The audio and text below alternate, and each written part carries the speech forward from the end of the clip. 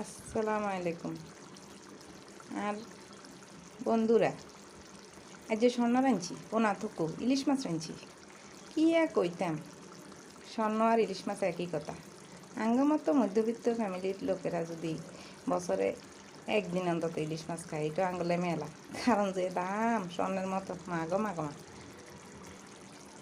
বাসার থায় কি কইতাম দুঃখের কথা। আর পাশে দুজন বেটি থায়, বাবুরে বাবুরে হা করার তো না খারাপ বুঝেনি। যদি আনার আলু ভর্তা দি খায় কয় তিনি বোয়াল মাছ দিয়ে খেয়েছে বুঝিনি।